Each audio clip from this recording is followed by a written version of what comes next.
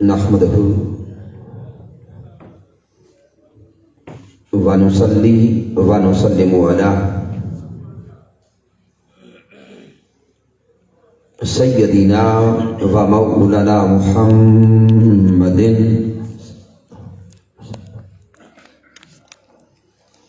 نبي الأمين المكين الكريم الرؤوف الرحيم. أما بعد فأعوذ بالله من الشيطان الرجيم.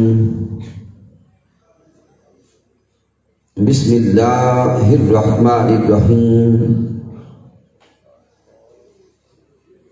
قال الله تبارك وتعالى في القرآن المجيد: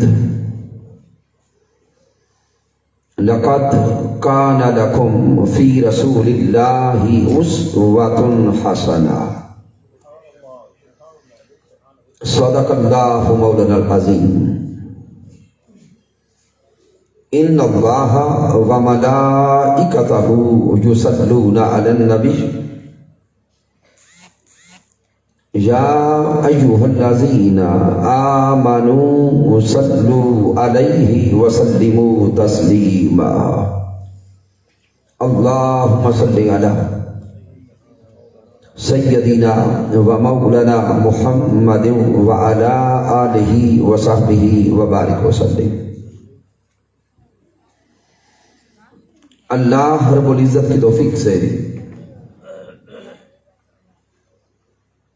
اور تاجدار کائنات صلی اللہ علیہ وآلہ وسلم کے نعلین پاک کے تصدق سے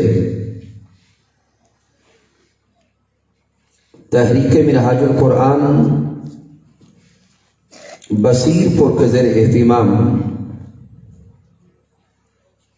ہم 6 روزہ دروس عرفان القرآن کی آج دوسری نشست میں حاضر ہیں. رمضان المبارک کی بابرکت ساعتوں میں دروس عرفان القرآن کے انعقاد پر مبارکباد پیش کرتے ہیں تحریک منہاج القرآن بصیر پور کے جمیع قائدین اور کارکنان کو.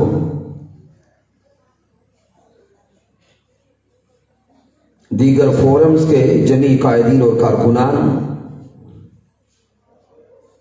منہاج القرآن علماء کونسل، منہاج القرآن یوتھ لیگ، مصطفی اسٹوڈنٹس موومنٹ، پاکستان عوامی تحریک اور منہاج القرآن ویمن لیگ کی مائیں، بہنیں اور بیٹیاں، دعا کرتے ہیں کہ رب کائنات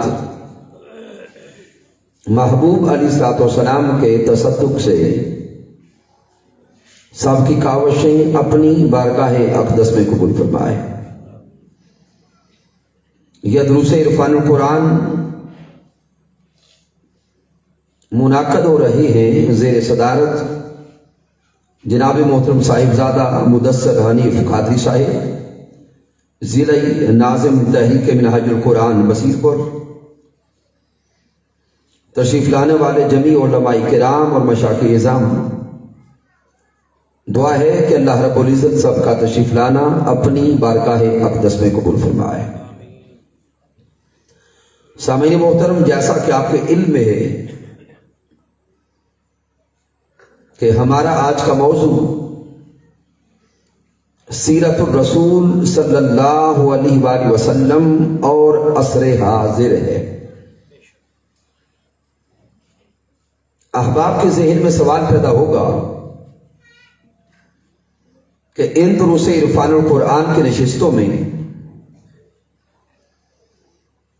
سیرت النبی صلی اللہ علیہ وآلہ وسلم کے اس موضوع کو لانے کی ضرورت کیا تھی؟ تو سامعین، اگر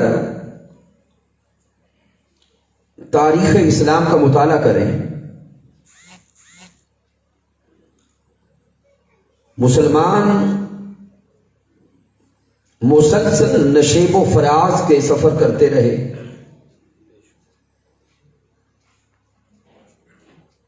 مسلمان غالب بھی رہے اور مغلوب بھی ہوئے، لیکن جب بھی باطل طاغوتی قوتیں سیاسی اعتبار سے، دنیاوی اعتبار سے غالب آئی، ظاہری طور پر بے شک یہ مسلمان مغلوب ہوئے، ان کے پاس دنیاوی اسلحہ کم رہا، دنیاوی دولت کم رہی، لیکن مسلمانوں نے پھر جدوجہد کی، پھر غلبہ کی کوشش کی، اور ظاہری اسلحہ نہ ہونے کے باوجود اور ظاہری قوت اور طاقت نہ ہونے کے باوجود اسلام نے اور مسلمانوں نے ترقی کا سفر جاری رکھا۔ باطل طاغوتی قوتوں نے جب دیکھا کہ مسلمان پھر سے غلبہ کی طرف بڑھ رہے ہیں، تو ان باطل طاغوتی قوتوں نے ریسرچ کی، تحقیق کی کہ مسلمانوں کے پاس وہ اصل قوت کیا ہے جس قوت کی بنا پر پھر یہ ترقی کا سفر کرتے ہیں، ان کے پاس وہ اصل طاقت کیا ہے کہ جس طاقت کے سبب یہ پھر ترقی کی منزلوں کو طے کرتے چلے جاتے ہیں۔ تو تحقیق اور ریسرچ کے بعد وہ باطل قوتیں اس نتیجے پر پہنچی کہ مسلمانوں کی اصل قوت دنیا کا مال و متاع نہیں ہے، مسلمانوں کی اصل قوت دنیا کا مال اور جائیداد نہیں ہے، مسلمان کی اصل قوت دنیا کا اسلحہ اور پاور نہیں ہے۔ اسلام اور مسلمان کی اصل قوت نسبت محمد مصطفیٰ ہے۔ اسلام اور مسلمان کی اصل طاقت محبت مصطفیٰ ہے۔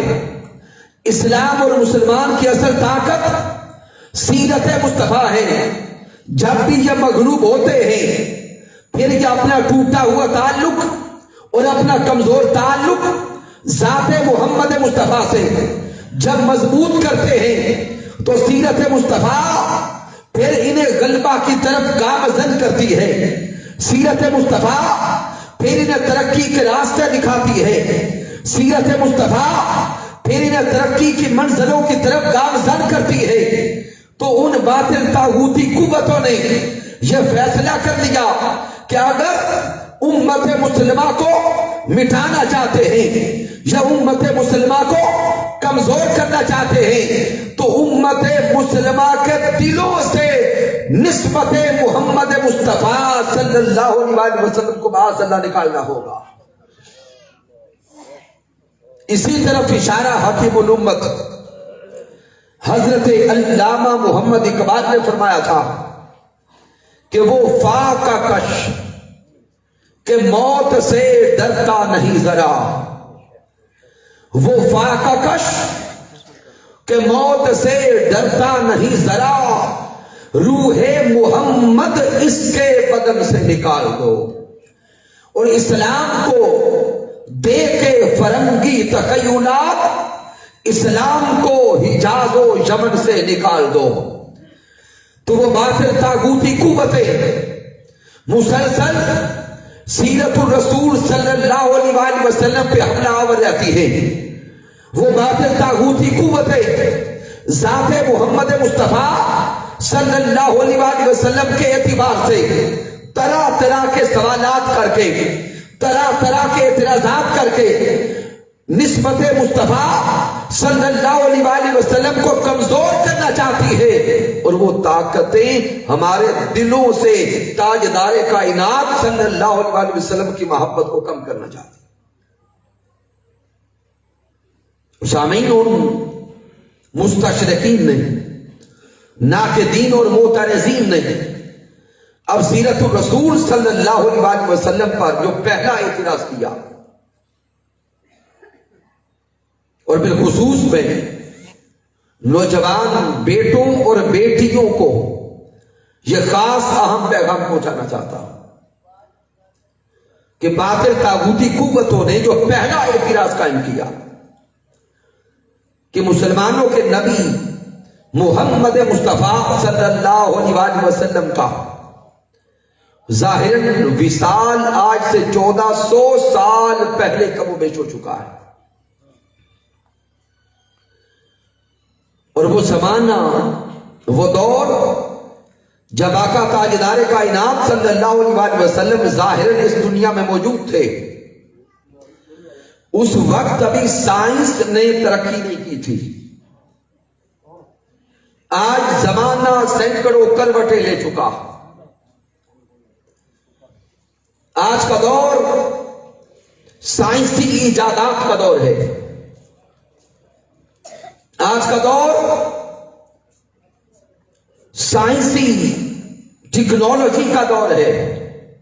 وہ اعتراض کرتے ہیں کہ جب یہ مسلمان، یہ اہل ایمان آج کے دور میں بھی اطاعت و اتباع رسول صلی اللہ علیہ وسلم کی بات کرتے ہیں، تو تاجدار کائنات صلی اللہ علیہ وسلم کی سیرت تو آج کے دور میں معاذ اللہ قابل عمل نہیں ہے،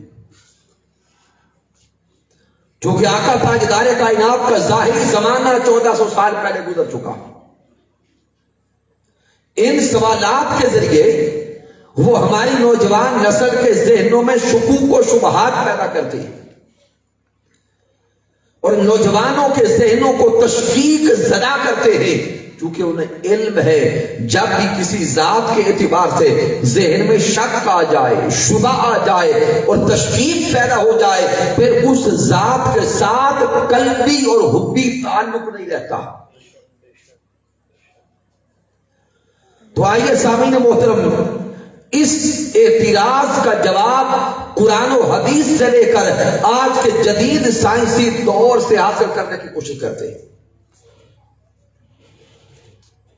سب سے پہلا جواب جو آپ کے ذہنوں تک پہنچانا مقصود ہے کہ اللہ رب العزت نے تاجدار کائنات صلی اللہ علیہ وسلم کی سیرت مطہرہ کو ابدی بنایا ہے۔ میرے اللہ نے سیرت مصطفیٰ صلی اللہ علیہ وسلم کو عالمگیر بنایا، اللہ نے سیرت مصطفیٰ کو آفاقی بنایا۔ زمانہ کوئی بھی ہو، سیرت مصطفیٰ صلی اللہ علیہ وسلم سے وہ فیض یاب ہو رہا ہے اور ہوتا رہے گا۔ زمانہ کوئی قدیم ہو یا جدید ہو، زمانہ کوئی ماضی کا ہو، حال کا ہو یا مستقبل کا ہو، رب کائنات نے سیرت مصطفیٰ صلی اللہ علیہ وسلم کو ایسا اعلیٰ بنایا، ایسا عرفہ بنایا، ایسا ابدی بنایا، ایسا عالمگیر اور آفاقی بنایا ہے۔ ہر زمانہ سیرت محمد مصطفیٰ صلی اللہ علیہ وسلم سے فیض یاب ہو رہا ہے اور کل قیامت تک ہوتا رہے گا، کیونکہ اللہ رب العزت نے نبوت محمد مصطفیٰ صلی اللہ علیہ وسلم کو ہی عالمگیر اور آفاقی بنایا۔ آقا تاجدار کائنات صلی اللہ علیہ وسلم سے پہلے جتنے انبیاء بھی مبعوث ہوئے، رب کائنات نے ہر نبی کو ایک خاص زمانہ کے لیے مبعوث کیا۔ میرے اللہ نے حضور سے پہلے ہر نبی کو ایک خاص علاقہ کے لیے مبعوث کیا۔ رب کائنات نے حضور سے پہلے ہر نبی کو کسی خاص قوم کے لیے مبعوث کیا، لیکن جب بعثت محمد مصطفیٰ صلی اللہ علیہ وسلم ہوتی ہے، رب کائنات قرآن مجید میں اعلان کرتا ہے وَمَا أَرْسَلْنَاكَ إِلَّا رَحْمَةً لِلْعَالَمِينَ۔ رب کائنات اعلان فرماتا ہے اے سونے محبوب، ہم نے آپ کو کل عالمین کے لیے رسول بنا کے بھیجا ہے۔ وہ عالمین چاہے عالم نباتات ہو، عالم جمادات ہو، عالم حیوانات ہو، عالم انس ہو، وہ زمانہ چاہے قرب قیامت کا ہو یا وہ زمانہ ابتداء کائنات کا ہو، زمانہ کوئی بھی ہو، ہر زمانے کے لیے رب کائنات نے ذات محمد مصطفیٰ کو سچا رسول بنا کے بھیجا۔ سبحان اللہ، سبحان اللہ، بے شک۔ پھر مالک کائنات قرآن مجید میں دوسرے مقام پہ فرماتا ہے تبارک الذی نزل الفرقان علی عبدہ لیکون للعالمین نذیرا. رب کائنات نے فرمایا محبوب ہم نے آپ کو کل عالمین کے لیے ڈرانے والا بنا کے بھیجا ہے. پھر مالک کائنات سورہ سبا میں ارشاد فرماتا ہے وما ارسلناک الا کافۃ للناس بشیرا ونذیرا. رب فرماتا ہے اے سونے محمد مصطفیٰ ہم نے آپ کو کل انسانیت کی طرف خوشخبریاں سنانے والا اور ڈرانے والا بنا کے بھیجا ہے. پھر رب کائنات سورۃ الاعراف میں ارشاد فرماتا ہے قل یا ایھا الناس انی رسول اللہ الیکم جمیعا. مالک فرماتا ہے میرے محبوب آپ انسانوں سے فرما دیں کہ میں تم سب کی طرف اللہ کی طرف سے رسول بن کے آیا. تو مالک کائنات نے اس مقام پہ تاجدار کائنات صلی اللہ علیہ وسلم کی نبوت کی آفاقیت کو بیان کر دیا. تو اب سامعین محترم سیرت کا تعلق ذات سے ہوتا ہے. سیرت کا تعلق ذات سے ہوتا ہے. ذات آفاقی ہے تو اس ذات کی سیرت بھی آفاقی ہوگی. اگر ذات ابدی ہے تو اس ذات کی سیرت بھی ابدی ہوگی.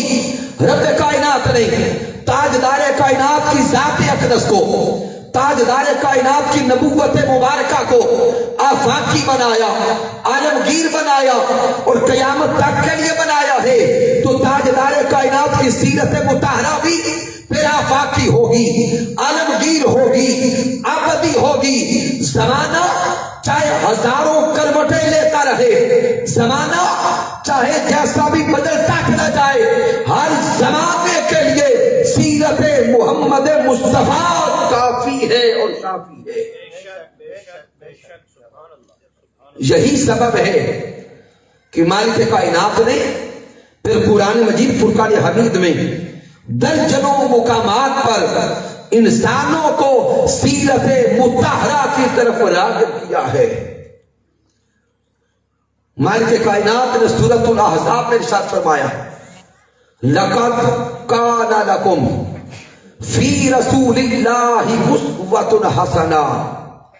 اب سامعین غور کریں, یہاں اس آیہ مبارکہ میں جو لکم ہے, یہ لکم, یہ کم ضمیر یہ عموم پر دلالت کر رہی ہے. لقد کان لکم فی رسول اللہ اسوۃ حسنہ. رب کائنات اس ضمیر کے ذریعے پوری انسانیت سے خطاب کر رہا ہے. اے انسانوں, اگر اس کائنات میں کوئی آئیڈیل تلاش کرنا چاہو, اے انسانوں اگر اس کائنات میں اگر کوئی اسوائے کاملہ تلاش کرنا چاہو, اگر کسی ہستی کو اپنے لیے رہنما بنانا چاہو, تو وہ ہستی, وہ شخصیت ذات محمد مصطفیٰ کی ہے. تمہارا تعلق زندگی کے کسی بھی شعبہ سے ہو, آؤ سیرت مطہرہ سے روشنی حاصل کرو. اگر کامیابی چاہتے ہو, کامرانی چاہتے ہو, فلاح چاہتے ہو, تو تاجدار کائنات کی سیرت مطہرہ سے روشنی حاصل کرو. اگر ذات مصطفیٰ کو آئیڈیل بنا لیا, اس دنیا میں بھی کامیاب ہو جاؤ گے, قبر میں بھی کامیاب ہو جاؤ گے, اور کل یوم قیامت بھی تمہاری کامیابی کی ضمانت سیرت محمد مصطفیٰ میں چھپی ہے. سامعین, اس سے آگے سورۃ الحشر میں رب کائنات فرماتا ہے وما آتاکم الرسول فخذوہ وما نہاکم عنہ فانتہوا. مالک کائنات یہاں صیغۂ امر سے خطاب کرتا ہے. میرا مالک فرماتے ہیں وما آتاکم الرسول, جو شے بھی تمہیں اللہ کا رسول عطا کرے وہ لے لو. مالک کائنات خطاب کر رہا ہے اور فرماتا ہے کہ جو شے بھی اللہ کا رسول تمہیں عطا کرے وہ لے لو، اور جس شے سے اللہ کا رسول منع کر دے اس سے رک جاؤ۔ پھر مالک کائنات سورہ آل عمران میں فرماتا ہے قل ان کنتم تحبون اللہ فاتبعونی یحببکم اللہ، اگر تم اللہ کی ذات سے محبت کا کم کرتے ہو، اگر اللہ کا قرب چاہتے ہو، اللہ کی معرفت چاہتے ہو تو آؤ میری اتباع کرو۔ یہاں بھی رب کائنات نے سیرت مصطفیٰ کے ساتھ جوڑنے کا حکم دیا ہے اور جڑنے کا حکم دیا ہے۔ پھر رب کائنات سورۃ النساء میں فرماتا ہے من یطیع الرسول فقد اطاع اللہ۔ پھر مالک کائنات سورۃ النساء میں ہی فرماتا ہے یا ایھا الذین آمنوا اطیعوا اللہ واطیعوا الرسول وَأُولِي الْأَمْرِ مِنْكُمْ فَإِن تَنَازَعْتُمْ فِي شَيْءٍ فَرُدُّوهُ إِلَى اللَّهِ وَالرَّسُولِ۔ تو گویا سامعین محترم، قرآن مجید میں درجنوں مقامات پر مالک کائنات انسانوں کو سیرت مطہرہ کے ساتھ جڑنے کا پیغام دے رہا ہے۔ اللہ رب العزت کا یہ پیغام حضور تاجدار کائنات صلی اللہ علیہ وسلم کے صحابہ نے پا لیا تھا۔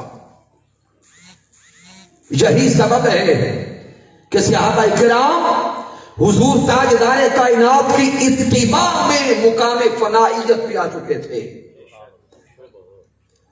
صحابہ کرام ایک ایک لمحہ حضور تاجدار کائنات کی اطاعت و اتباع میں گزارتے ہیں،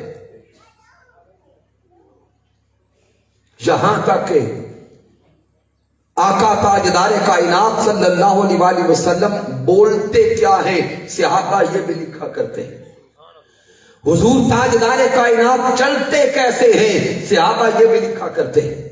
حضور تاجدار کائنات کس راستے سے گزرتے ہیں صحابہ یہ بھی لکھا کرتے۔ گویا صحابہ کرام حضور تاجدار کائنات کی حیات ظاہری کے ایک ایک لمحہ کا ریکارڈ رکھتے تھے۔ اور آقا تاجدار کائنات صلی اللہ علیہ وسلم کا وصال ہو گیا۔ ایک دن حضرت عثمان غنی رضی اللہ تعالی عنہ مسجد نبوی کے باہر دروازے پر بیٹھ کر کچھ تناول فرما رہے تھے۔ گزرنے والوں نے کہا کہ عثمان غنی رضی اللہ تعالی عنہ آپ تو بہت بڑے سردار بھی ہیں، بہت بڑے تاجر بھی ہیں، اور راستے میں بیٹھ کے کھانا یہ تو معیوب ہوتا ہے، تو آپ یہاں پر راستے میں بیٹھ کے کیوں تناول فرما رہے ہیں؟ تو حضرت عثمان غنی رضی اللہ تعالیٰ عنہ کی آنکھیں فوراً برس پڑی، آپ کی آنکھوں سے آنسو جاری ہو گئے، اور حضرت عثمان غنی بول کے کہتے ہیں میں یہ تو نہیں جانتا کہ میں یہاں کیوں بیٹھا ہوں، لیکن ایک بار میں نے سونے محبوب کو یہاں بیٹھ کے کچھ لقمے لیتے دیکھا تھا، بس محبوب کی یاد ستائی اور میرے دل نے چاہا کہ حضور کی ادا نبھائی جائے۔ حضرت عبداللہ ابن عمر رضی اللہ تعالی عنہ ایک دن ایک قافلے کے ساتھ سفر میں تھے، ایک راستے سے گزرے، وہاں پہ درخت کی ایک ٹہنی نیچے سڑک کے قریب تھی۔ حضرت عبداللہ ابن عمر رضی اللہ تعالی عنہ گزرتے ہوئے اپنا سر اوپر کر کے اس درخت کی ٹہنی کے ساتھ مس کرتے، آگے گزرے، رک گئے، پھر پیچھے پلٹے، وہیں سے پھر دوبارہ گزرے اور اپنا سر پھر اسی درخت کی ٹہنی کے ساتھ مس کیا۔ قافلے کے دوسرے دوست بھی رک گئے اور وہ سوال کرتے ہیں اے عبداللہ ابن عمر کیا کر رہے ہیں؟ ہم نے تو آگے بڑھنا ہے، آپ پھر پیچھے مڑتے اور اپنا سر اس درخت کی ٹہنی سے مس کیوں کرتے ہیں؟ تو حضرت عبداللہ ابن عمر کی رونے کی آواز آئی، سسکیوں کی آواز آئی، اور بول کے کہتے ہیں کہ میں ایک دن حضور کی صحبت میں یہاں سے گزرا تھا۔ آقا تاجدار کائنات جب یہاں سے گزرے تو اس درخت کی ان ٹہنیوں نے میرے حضور کے سر اقدس کو چوما تھا. آج جب جہاں سے گزرنے لگا ہوں تو حضور تاجدار کائنات کا وہ گزرنا یاد آ گیا. مجھ سے آگے نہیں گزرا جا رہا. وہ بار بار محبوب کو یاد کرتے ہیں اور اسی درخت کی ٹہنی کے ساتھ بار بار سر لگا کے روکتے جاتے ہیں اور حضور کی ادا کو نبھاتے جاتے ہیں. تو گویا حضور کے صحابہ نے حضور تاجدار کائنات کی سیرت مطہرہ کے ساتھ فنائیت کا تعلق قائم کر لیا. تو سامعین، جب یہ ابتدائی نقطہ سمجھ گئے کہ آج کے دور میں تاجدار کائنات صلی اللہ علیہ وسلم کی سیرت مطہرہ کے ساتھ تعلق کیوں ضروری ہے، اس لیے کہ مالک کائنات نے تاجدار کائنات صلی اللہ علیہ وسلم کی سیرت مطہرہ کو آفاق کی بنایا. اب بالخصوص سائنس پڑھنے اور پڑھانے والے احباب توجہ کریں گے کہ ذہنوں میں سوال پیدا ہوگا کہ آج کا دور سائنس کا دور ہے، ٹیکنالوجی کا دور ہے، ایجادات کا دور ہے. تو آج کے دور میں تاجدار کائنات صلی اللہ علیہ وسلم کی سیرت مطہرہ کیسے ہمارے لیے مشعل راہ ہے. تو سامعین، حضور شیخ الاسلام ڈاکٹر محمد طاہر القادری مدہ ذلہ عالی کی اس عظیم شہرہ آفاق کتاب سیرت الرسول صلی اللہ علیہ وسلم کا مطالعہ کریں، جو کم و بیش 11 جلدوں پر ہے. حضور شیخ الاسلام ڈاکٹر محمد طاہر القادری مدہ ذلہ عالی نے اس کتاب سیرت الرسول کے مقدمہ میں تاجدار کائنات کی سیرت مطہرہ کو مطالعہ کرنے کی کئی جہات بیان کر دی. آپ نے سیرت الرسول کی دینی اہمیت کو بیان کیا، سیرت الرسول کی آئینی اور دستوری اہمیت کو بیان کیا، سیرت الرسول کی ریاستی اہمیت کو بیان کیا، سیرت الرسول کی انتظامی اہمیت کو بیان کیا، سیرت الرسول کی ثقافتی اہمیت کو بیان کیا، سیرت الرسول کی تاریخی اہمیت کو بیان کیا، سیرت الرسول کی معاشی اہمیت کو بیان کیا، اور سیرت الرسول کی علمی اور سائنسی اہمیت کو بیان کیا. گویا انسان آج کے دور میں کسی بھی شعبہ زندگی سے تعلق رکھتا ہے، اگر وہ رہنمائی چاہتا ہے تو اسے ہر طرح کی رہنمائی سیرت مصطفیٰ صلی اللہ علیہ وسلم سے مل جائے گی. اگر کوئی ماہر معاشیات ہے تب بھی رہنمائی سیرت مصطفیٰ سے حاصل کرے. اگر کوئی سائنٹسٹ ہے تب بھی رہنمائی سیرت مصطفیٰ سے حاصل کرے. اگر کوئی طالب علم ہے تب بھی رہنمائی سیرت مصطفیٰ سے حاصل کرے. گویا زندگی کے چاہے سینکڑوں گوشے ہوں، جس گوشہ سے اس کا تعلق ہے، جس شعبہ سے اس کا تعلق ہے، وہ سیرت مصطفیٰ کا مطالعہ کرتا جائے. ہر جہت سے سیرت مصطفیٰ صلی اللہ علیہ وسلم انسانیت کی رہنمائی کے لیے کافی ہے.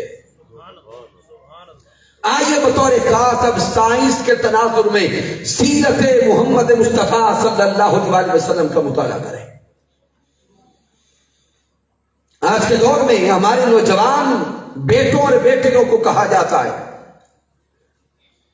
کہ آج کا دور جدید سائنس کا دور ہے، ٹیکنالوجی کا دور ہے.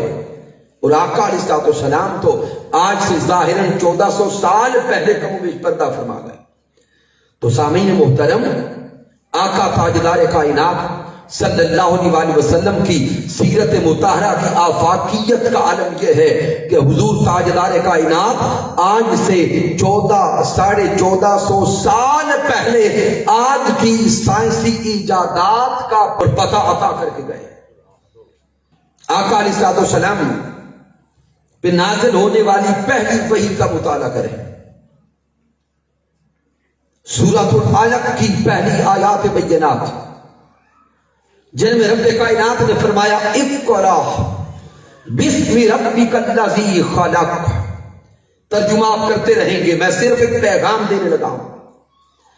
مالک کائنات نے اس سے پہلی آیت کریمہ میں اسلامی الہیات اور اخلاقیات کا پیغام دیا ہے. دوسری آیت کریمہ کی طرف توجہ کریں. خلق الانسان من علق. مالک کائنات نے اس آیت کریمہ میں میڈیکل سائنس کا نقطہ سمجھایا، انسان کی حیاتیاتی تخلیق کا نقطہ سمجھایا. اقرا وربک الاکرم. مالک کائنات نے اس آیت کریمہ میں اسلامی عقائد اور فلسفہ حیات کو سمجھایا. الذی علم بالقلم. رب کائنات نے اس آیت کریمہ میں فلسفہ علم اور ذرائع علم کا نقطہ سمجھا دیا. علم الانسان ما لم یعلم. رب کائنات نے اس آیت کریمہ میں معرفت، علم، فلسفہ، سائنس اور ٹیکنالوجی کے سارے ذرائع کو پہلی آیت کریمہ میں بیان فرما دیا. تو اشارہ دینا یہ مقصود ہے کہ رب کائنات نے محبوب تاجدار کائنات صلی اللہ علیہ وسلم پر جو پہلی وحی اتاری ہے، اس پہلی وحی کے اندر ہی علم کا پیغام ہے، معرفت کا پیغام ہے، سائنس کا پیغام ہے، تفکر کا پیغام ہے، تدبر کا پیغام ہے.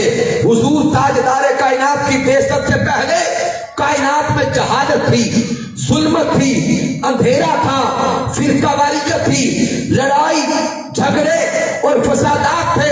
حضور تاجدار کائنات تشریف لائے، حضور نے اس جہالت کو علم سے بدلا، حضور نے ظلمت کو روشنی سے بدلا. تاجدار کائنات نے علم، فلسفہ اور سائنس کا ایسا دروازہ کھولا کہ وہ مکہ کے رہنے والے اور وہ مدینہ کے رہنے والے جو پہلے جاہلوں کے سردار کہلاتے تھے، حضور کی نسبت کو پا کر وہ قیامت تک کے لیے پوری کائنات والوں کے امام بنتے نظر آئے.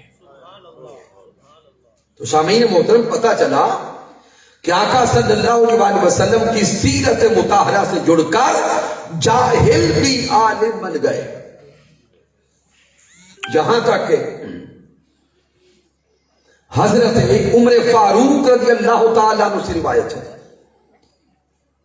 اور اس حدیث مبارکہ کو امام بخاری صحیح بخاری میں لائے کہ حضرت عمر فاروق رضی اللہ تعالیٰ عنہ نے فرمایا، یقول کاما فینا النبی صلی اللہ علیہ وسلم. آپ بیان کرتے ہیں کہ تاجدار کائنات صلی اللہ علیہ وسلم ہمارے درمیان کھڑے ہوئے. مقامن فاخبر. آقا تاجدار کائنات صلی اللہ علیہ وسلم نے ہمیں خبر دی ان بدء الخلق، کائنات کی ابتدا کی خبر بھی عطا کر دی.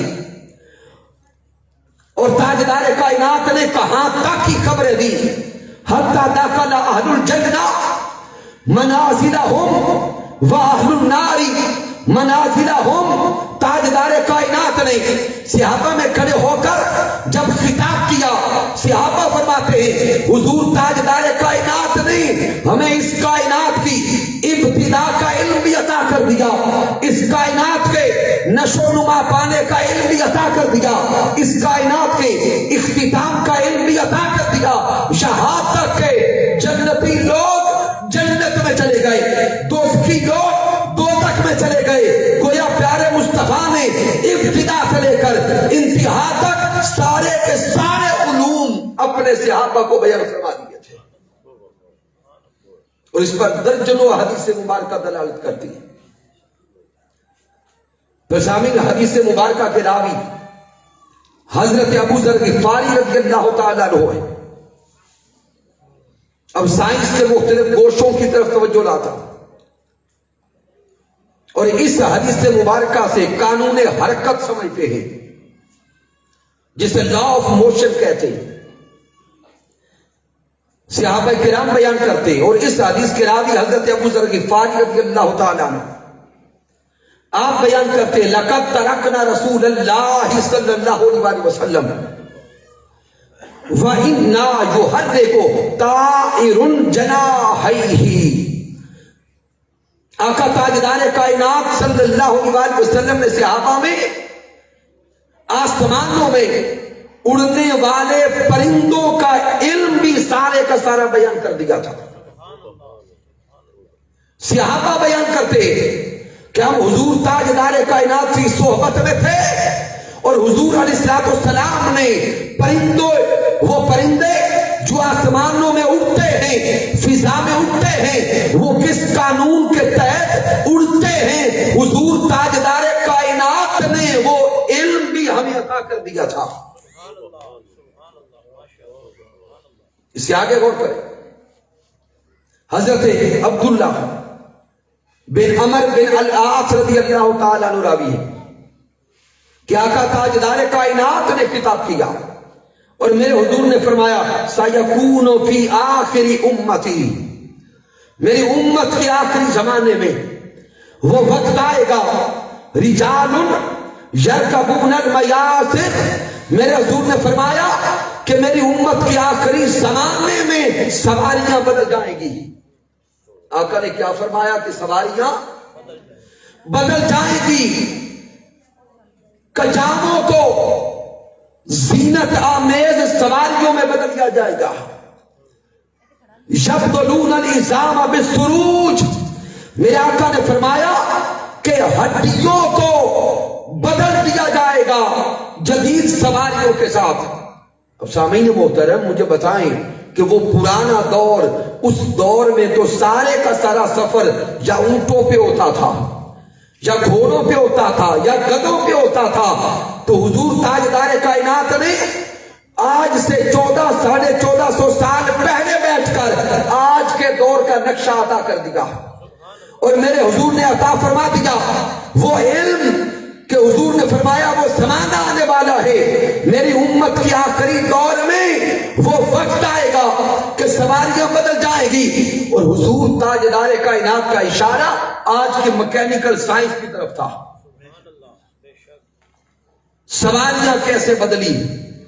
کبھی سفر گھوڑوں پہ ہوتے تھے، اونٹوں پہ ہوتے تھے، آج وہ سفر گاڑیوں پہ ہو رہے ہیں۔ میں وقت بچاتے ہوئے اگلی حدیث پاک کی طرف آتا ہوں۔ پھر آقا علیہ السلام نے ارشاد فرمایا، اس حدیث مبارکہ کو حضرت ابو سعید خدری رضی اللہ تعالیٰ عنہ روایت کرتے ہیں، میرے آقا نے فرمایا والذی نفسی بیدہ، آقا نے فرمایا اس ذات کی قسم جس کے قبضہ قدرت میں مجھ محمد مصطفیٰ کی جان ہے،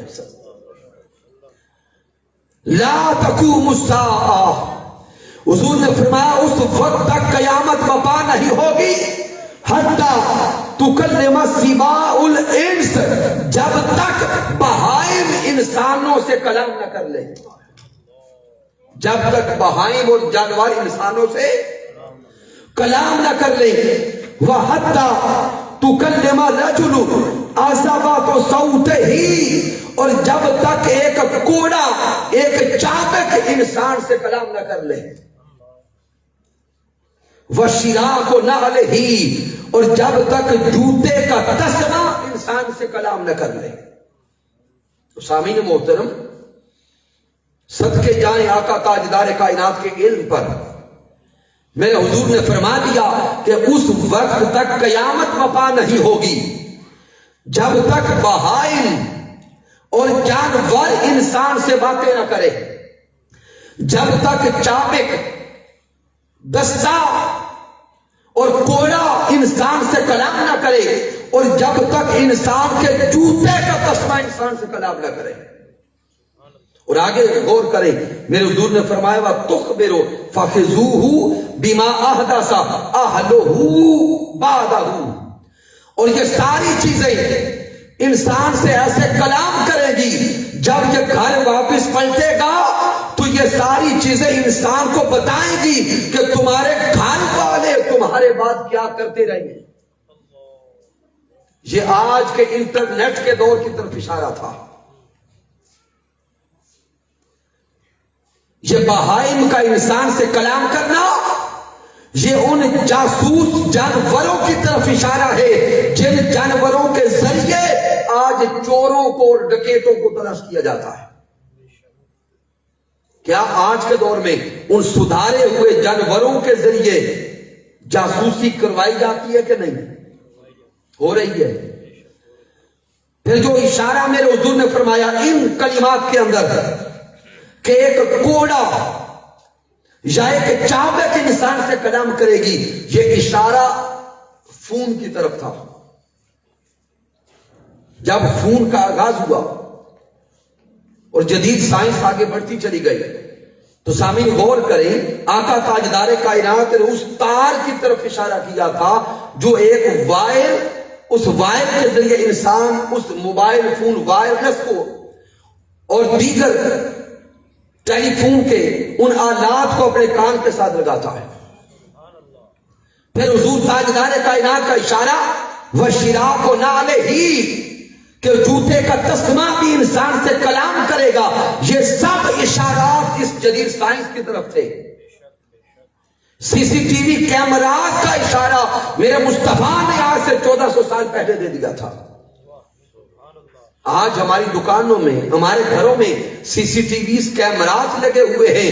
جب ہم گھر واپس پلٹ کے آتے ہیں ہم دیکھتے ہیں تو وہ ساری چیزیں ہمیں دکھا دیتے ہیں جو ہمارے بعد ہوتی رہی. تو سامعین محترم، پتہ یہ چلا کہ سائنس جو آج ترقی کر رہی ہے، اس سائنس کو راستہ سیرت محمد مصطفیٰ سے نصیب ہوا تھا. اور سائنس ترقی کرتے کرتے جس مقام پر بھی چلی جائے اور سائنسدان ترقی کی منزلیں طے کرتے کرتے جس عروج تک بھی چلا جائے، یہ سائنس جب اپنے کمال پہ پہنچے گی، یہ سائنس جب اپنے عروج پہ پہنچے گی اور سائنسدانوں نے کہہ دیا کہ یہ سائنس کا نقطہ کمال ہے، سائنس ترقی کرتے کرتے جب اپنے کمال پہ پہنچ کر نظریں اٹھا کے آگے دیکھے گی تو سامنے چہرہ محمد مصطفیٰ نظر آئے گا. تاجدار ختم نبوت، تاجدار ختم نبوت، تاجدار ختم نبوت. سبحان اللہ، ماشاءاللہ. چونکہ سائنس جتنی بھی ترقی کر لے، تاجدار کائنات صلی اللہ علیہ وسلم کے قدمین کے نقوش تک کو بھی نہیں پا سکتی. شب معراج مصطفیٰ تاجدار کائنات صلی اللہ علیہ وسلم نے ملٹیپل لائٹس پر سفر کر کے سائنسدانوں کو متحیر کر دیا اور سائنسدانوں کو حیران چھوڑ دیا. اور تاجدار کائنات نے یہ راز قیامت تک سائنسدانوں کو عطا کر دیا کہ تم جتنی ترقی کر لو اور جتنی ترقی کی منزلیں طے کر لو، جب بھی نقطہ کمال کو پہنچو گے سامنے رخ محمد مصطفیٰ کو پاؤ گے. اگر اس موضوع پر مزید تحقیق و ریسرچ چاہتے ہیں تو حضور شیخ الاسلام ڈاکٹر محمد طاہر القادری مدد اللہ والی کی کتاب اسلام اور جدید سائنس کا مطالعہ کریں. میں گفتگو کے آخری حصے میں آ رہا ہوں. حضور علیہ السلام کی سیرت مطہرہ کا مطالعہ کرنے کی درجنوں وجوہات ہیں. آئیں اب اخلاقی اعتبار سے تاجدار کائنات صلی اللہ علیہ وسلم کی سیرت مطہرہ کا مطالعہ کریں. ہم حضور تاجدار کائنات سے محبت کا دم بھرنے والے ہیں اور حضور علیہ السلام سے عشق کے دعوے کرنے والے. ایک طرف حضور کے محبت اور عشق کے دعوے تو کرتے ہیں لیکن تاجدار کائنات کی سیرت کا رنگ ہماری زندگیوں میں نظر نہیں آتا. ہمارا معاشرہ اخلاقی طور پہ زوال کا شکار ہو چکا ہے. اس ملک میں 98% سے زائد مسلمان رہتے ہیں. اس کے باوجود قتل و غارت کی فضا یہاں پہ عام ہے. مسلمان کا خون بہا رہا ہے. رشتہ دار رشتہ داروں کو قتل کر رہے ہیں.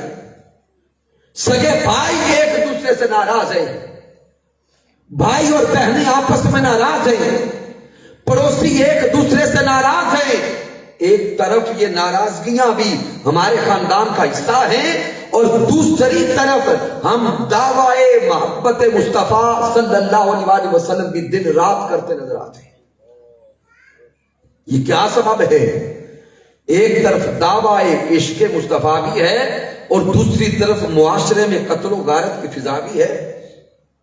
سبب یہی ہے کہ ہم نے اپنی زندگیوں کو سیرت مصطفیٰ صلی اللہ علیہ وسلم کے رنگ میں کبھی رنگا نہیں ہے. میرے حضور علیہ السلام تشریف لائے، جس معاشرے میں تاجدار کائنات تشریف لائے وہ قتل و غارت کا معاشرہ تھا، وہ خون بہانے کا معاشرہ تھا. میرے حضور تاجدار کائنات تشریف لائے اور تاجدار کائنات نے قرآن کا پیغام پہنچا دیا. میرے آقا نے فرمایا من قتل نفسا بغیر نفس او فساد فی الارض فکأنما قتل الناس جميعا. میرے آقا نے فرمایا کہ جس نے کسی ایک انسان کو قتل کیا، صرف مسلمان نہیں بلکہ ایک، بولیں گے ایک انسان کو نہ حق قتل کیا. رب کائنات نے فرمایا کہ جس نے ایک انسان کو نہ حق قتل کیا گویا اس نے ساری کی ساری انسانیت کا قتل کر دیا. ایک انسان کو نہ حق قتل کرنے والا کل جب میدان قیامت میں رب کی بارگاہ میں پہنچے گا، نامہ اعمال کھلے گا تو لکھا ہوگا کہ اس نے ساری کی ساری انسانیت کا خون بہایا ہے. پھر سامعین، میرے آقا علیہ السلام نے ارشاد فرمایا کہ کل یوم قیامت جس عمل کا مالک کائنات سب سے پہلے فیصلہ سنائے گا وہ دوسرے کا خون بہانا ہے. جس نے اس دنیا میں کسی انسان کو ناحق قتل کیا، رب کائنات کل یوم قیامت سب سے پہلے اس کا فیصلہ سنائے گا اور قتل کرنے والے کو رب کائنات جہنم میں بھیجے گا. پھر سامعین محترم اس سے آگے دیکھیں تو ہمارے اسی معاشرے میں خودکشی کی فضا آگے بڑھتی جا رہی ہے. ہمارے نوجوان خودکشی کی طرف جا رہے ہیں، مایوسی کی وجہ سے، ضد کی وجہ سے. گھر میں ہلکی سی ناچاکی ہوئی، والدین کے ساتھ تلخ کلامی ہوئی اور یہ نوجوان بیٹے ہوں یا بیٹیاں خودکشی کرنے لگا ہے. اللہ معاف رکھے. مالک کائنات قرآن مجید میں ارشاد فرماتا ہے وَلَا تَقْتُلُوا أَنفُسَكُمْ، ارے لوگوں اپنی جانوں کو اپنے ہاتھوں سے قتل نہ کرو. ان اللہ کان بکم رحیما، جس سبب سے تم اپنی جان لینا چاہتے ہو اور اپنے آپ کو قتل کرنا چاہتے ہو، تم رب کی ذات پر توکل کرو، رب کائنات تمہارے لیے خود راستے عطا فرما دے گا، وہ رحم فرمانے والا. پھر حضرت ابو ہریرہ رضی اللہ تعالی عنہ راوی ہیں اور یہ حدیث مبارکہ امام بخاری صحیح بخاری میں لائے اور امام مسلم صحیح مسلم میں لائے. میرے آقا علیہ السلام نے ارشاد فرمایا من قتل نفسہ بحدیدہ، جس نے اپنے آپ کو کسی لوہے کے آلہ کے ذریعے قتل کیا، فحدیدتہ فی یدہ، میرے آقا نے فرمایا کل یوم قیامت اور بعد از قیامت جہنم میں پہنچا کر رب کائنات وہ آلہ اس کے ہاتھوں میں دے دے گا اور رب کائنات اسے جہنم میں بھیج کر ایک تو جہنم کی آگ سے عذاب دے گا اور دوسرا عذاب یہ ہوگا کہ مالک کائنات جہنم کے اندر ہی بار بار اسے زندہ کرے گا اور اسی آلہ کے ذریعے وہ بندہ پھر بار بار اپنے آپ کو قتل کرے گا. فی نار جہنم خالدن مخلدا فیہا ابدا. میرے آقا نے فرمایا وہ خودکشی کرنے والا ہمیشہ ہمیشہ کے لیے جہنم میں داخل کر دیا جائے گا فیہا ابدا، اور کبھی بھی خودکشی کرنے والا پھر جہنم کی آگ سے نہیں نکالا جائے گا. اگر کسی نے اپنی جان زہر کھا کے لی تو میرے آقا نے فرمایا اللہ اسے جہنم میں بھیج کر بار بار وہ زہر اس کے ہاتھوں میں دے گا، بار بار زندہ کرے گا اور بار بار پھر اس زہر سے اس کو مارے گا. نوجوان بیٹوں اور بیٹیوں، آئیں تاجدار کائنات کی سیرت مطہرہ کا مطالعہ کریں اور حضور تاجدار کائنات کے احکامات کو زندگی میں اپنائیں. اگر حضور کی سیرت سے دور ہو گئے تو پھر نقصان اٹھاتے رہیں گے، اور اگر سیرت مطہرہ کو اپنا لیا تو جہاں بھی کامیاب ہوں گے وہاں بھی کامیاب ہو جائیں گے. اور آخری پیغام دینے لگا ہوں. سامعین محترم، آج ہم حضور کے امتی ہو کر دوسرے انسان اور مسلمان کو معاف نہیں کرتے. آقا تاجدار کائنات کی سیرت مطہرہ کا مطالعہ کریں. حضور علیہ الصلوۃ والسلام نے اپنے دشمنوں کو بھی معاف کیا. میرے حضور کے وہ جانی دشمن، وہ مکہ کے کفار جنہوں نے میرے آقا کو گھر بار چھوڑنے پہ مجبور کر دیا. کم و بیش 3 سال شیخ ابی طالب میں تاجدار کائنات کو محصور رہنا پڑا، اور ان 3 سالوں میں حضور تاجدار کائنات اور حضور کے صحابہ تک تازہ کھانا اور پانی بھی نہ پہنچنے دیا. ان 3 سالوں میں آقا تاجدار کائنات اور آپ کے صحابہ نے زندہ رہنے کے لیے درختوں کے پتے تک کھائے. پھر حضور کو مکہ چھوڑ کے مدینہ جانا پڑا. میرے آقا مدینہ المنورہ تشریف لائے. 11 سالہ مدنی دور میں 80 سے زائد جنگیں ان کافروں نے مسلط کی. لیکن سامعین، سن 8 ہجری میں مکہ فتح ہو گیا. آقا تاجدار کائنات فاتح کی حیثیت سے مکہ میں داخل ہوئے.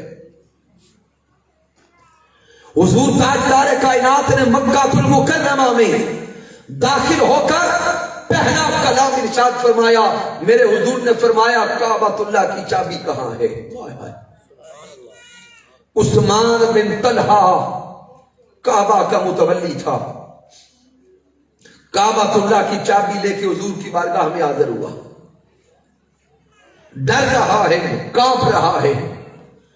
میرے آقا نے کعبۃ اللہ کی چابی لی، اللہ کے گھر کا دروازہ کھولا، کعبۃ اللہ کے اندر تشریف لے گئے اور شکرانے کے نوافل ادا کیے. جب آقا تاجدار کائنات باہر تشریف لائے، عثمان بن طلحہ بھی وہی کھڑا تھا. جسم پہ کپ کپی تاری تھی، ڈر رہا تھا کہ آج ہماری گردن اڑا دی جائے گی. میرے آقا تاجدار کائنات نے فرمایا عثمان بن طلحہ آج وقت بدل گیا. اور حضور تاجدار کائنات نے اشارہ فرمایا اس لمحے کی طرف کہ جب میرے آقا مکہ المکرمہ سے مدینہ المنورہ ہجرت فرمانے لگے، میرے حضور نے عثمان بن طلحہ کو کہا تھا عثمان بن طلحہ کعبہ کا دروازہ کھول. لیکن عثمان بن طلحہ نے کہا کہ اور سب کے لیے کعبہ کا دروازہ کھل سکتا ہے، اے مسلمانوں کے نبی آپ کے لیے نہیں کھولوں گا. تاجدار کائنات کی آنکھیں برسی. حضور علیہ الصلوۃ والسلام برستی آنکھوں کے ساتھ مکہ کو الوداع کہہ گئے. حضور تاجدار کائنات کی آنکھوں میں آنسو تھے اور میرے حضور فرما رہے تھے اے مکہ مجھے تجھ سے بڑا پیار ہے، لیکن تیرے باسی مجھے یہاں رہنے نہیں دیتے. آج سن 8 ہجری کو وہ مکہ فتح ہو چکا تھا. وہ سارے دشمنان مصطفیٰ گردنیں جھکا کے کھڑے تھے. میرے حضور کے ہاتھوں میں کعبۃ اللہ کی چابی تھی. میرے حضور عثمان بن طلحہ کو کہتے ہیں عثمان بن طلحہ اپنے ہاتھ آگے کر. وہ عثمان بن طلحہ ڈرتا ہے اپنے ہاتھ آگے نہیں بڑھاتا کہ کہیں کٹوا نہ دے. میرے آقا نے پھر فرمایا عثمان بن طلحہ اپنے ہاتھ آگے کر. عثمان بن طلحہ ڈرتا کانپتا اپنے ہاتھ آگے کرتا ہے. ارے صدقے جائیں سیرت مصطفیٰ پر، صدقے جائیں تاجدار کائنات کے پیغام پر، پیارے محبوب علیہ السلام. کعبۃ اللہ کی چابی، کعبۃ اللہ کی چابی عثمان بن طلحہ کے ہاتھوں میں رکھ کے میرے حضور فرماتے ہیں اے عثمان بن طلحہ تو نے میرے لیے کعبہ کا دروازہ نہیں کھولا تھا، وہ تیرا کردار تھا. کعبۃ اللہ کی چابی آج پھر تیرے ہاتھوں میں دیتا ہوں، تجھے پھر کعبہ کا متولی بناتا ہوں، تیری معافی کا اعلان کرتا ہوں. وہ تیرا کردار تھا، یہ محمد مصطفیٰ کا کردار ہے. میرے حضور کے چاہنے والوں اور حضور تاجدار کائنات صلی اللہ علیہ وسلم سے محبت کا دم بھرنے والوں، آئیں ہم اپنی زندگیوں کو سیرت مصطفیٰ صلی اللہ علیہ وسلم سے مزین کریں. آج ہمارے معاشرے میں انتہا پسندی ہے، ہمارے معاشرے میں قتل و غارت ہے، سگے بھائی سگے بھائیوں کو قتل کرتے نظر آتے ہیں، خاندانوں میں ناراضگیاں ہیں، بھائی بھائی ناراض ہیں، بہنیں بہنیں ناراض ہیں. اور گھروں کے اندر کے حالات دیکھے، دیرانی جٹھانی ساس بہو اور دائیں بائیں جدھر دیکھیں ناراضگیوں کی فضا ہے. اگر حضور علیہ السلام کی سیرت مطہرہ پہ عمل کر لیا یہ ناراضگیاں ختم ہو جائیں گی اور یہ معاشرہ جنت کا معاشرہ بن جائے گا، امن کا گہوارہ بن جائے گا. آئیں ایک دوسرے کو معاف کرنا سیکھیں، آئیں دوسروں کو معاف کرنا سیکھیں. آج کے درس عرفان القرآن میں آنے والوں، اگر حضور تاجدار کائنات کی سیرت مطہرہ کا صرف یہی پیغام لے کے گئے تو ہمارے آنے کا حق ادا ہو جائے گا. مجھے بتائیں کیا دوسروں کو معاف کرتے ہیں؟ کیا دوسروں کو معاف کرتے ہیں؟ ہاتھ اٹھا کے بتائیں. اپنے سینوں کو کدورت سے پاک کر لیں، اپنے سینوں کو بغض سے پاک کر لیں، اپنے سینوں کو حسد سے پاک کر لیں، اپنے سینوں کو غیبت سے پاک کر لیں. اگر ہمارے سینے کدورت سے، حسد سے، نفرت سے، حقد سے پاک ہو گئے اور یہ دل ایک دوسرے کی نفرت سے پاک ہو گیا تو پھر اس دل میں وہ آئے گا جس کے لیے یہ مولا نے دل بنایا ہے. اور اللہ نے یہ دل بنایا ہے محبت مصطفیٰ کے لیے. اب شاید میرے کئی احباب بیٹھے ہوں اور ذہنی طور پہ یہ ارادہ کر لیا ہو کہ ہم نے جس سے ناراضگی تھی ہم نے وہ ناراضگی مٹا کے اسے معاف کر دیا، لیکن شاید ذہن کے کسی گوشے میں یہ بات ابھی موجود ہو کہ میں نے اپنا دل تو صاف کر لیا ہے لیکن اسے پہلے میں نے بلانا نہیں ہے. تو سامعین محترم اگر یہ سوچ رہے ہیں تو دھوکہ ہے. اگر دل اللہ رسول کے لیے صاف ہو گیا تو پھر جس سے ناراضگی تھی اس سے پہلی فون کال آپ کریں، اس سے پہلا رابطہ آپ کریں، اس کے گھر میں آپ جائیں اور وہ اگر پوچھے بھئی اب کیا ہوا، کل تو ناراض تھے فوراً راضی کیسے ہو گئے، تو اسے بتائیں اللہ رسول کے لیے راضی ہو. اگر یہ تصور قائم ہو گیا اور زندگی عمل میں آ گئی تو انشاءاللہ تعالی پھر دل کے بوجھ ہلکے ہو جائیں گے اور تاجدار کائنات اسی زندگی کو ہی جنت بنا دے گا۔ اس مادیت کے دور میں حضور شیخ الاسلام ڈاکٹر محمد طاہر القادری مقدس اللہ علیہ پھر اس معاشرے کو سیرت الرسول صلی اللہ علیہ وآلہ وسلم سے رنگا ہوا معاشرہ دیکھنا چاہتے ہیں۔ حضور شیخ الاسلام اس معاشرے میں سیرت مطہرہ صلی اللہ علیہ وآلہ وسلم کے مطابق امن کی فضا قائم کرنا چاہتے ہیں، آشتی کی فضا قائم کرنا چاہتے ہیں، پیار و محبت کی فضا قائم کرنا چاہتے ہیں۔ یہی سبب ہے کہ حضور شیخ الاسلام ڈاکٹر محمد طاہر القادری کی ساری زندگی کا جب مطالعہ کریں گے آپ دیکھیں گے جنہوں نے حضور شیخ الاسلام کو گالیاں دی ہیں، میرے ایک شائخ نے اور میرے قائد نے کسی کی گالی کا جواب گالی سے نہیں دیا بلکہ محبت سے دیا ہے، پیار سے دیا ہے۔ آئیں ہم بھی اگر کوئی ہمارے ساتھ مخالفت کرتا ہے ہم بھی اس کے ساتھ پیار اور محبت سے پیش آنے کی کوشش کریں۔ اور حضور شیخ الاسلام ڈاکٹر محمد طاہر القادری مقدس اللہ علیہ نے پھر معاشرہ سازی کے لیے اور حضور تاجدار کائنات کی سیرت مطہرہ کے مطابق اس معاشرے کی تربیت کرنے کے لیے رمضان المبارک کے آخری 10 دنوں میں شہر اعتکاف بسایا ہے۔ حرمین شریفین کے بعد مکہ المکرمہ اور مدینہ المنورہ کے بعد سب سے بڑا اجتماعی اعتکاف حضور شیخ الاسلام ڈاکٹر محمد طاہر القادری کی صحبت میں ہوتا ہے۔ آئیں اگر زندگیوں کو بدلنا چاہتے ہیں تو اس اعتکاف کا حصہ بنیں۔ جو والدین اپنی اولادوں کی نافرمانی کی وجہ سے پریشان ہیں وہ اپنی اولادوں کو اس شہر اعتکاف میں بھیجیں۔ جب جوان جائیں گے رنگ اور ہوگا، پلٹ کے آئیں گے تو سیرت مصطفیٰ کا رنگ چڑھ چکا ہوگا۔ ہم نے سینکڑوں نہیں ہزاروں جوانوں کو اس شہر اعتکاف میں بدلتے دیکھا ہے۔ آئیں اپنی زندگیوں کو اسی ماہ رمضان میں بدلنے کی کوشش کریں، اپنی زندگیوں کو سیرت مصطفیٰ صلی اللہ علیہ وسلم کے رنگ میں رنگنے کی کوشش کریں۔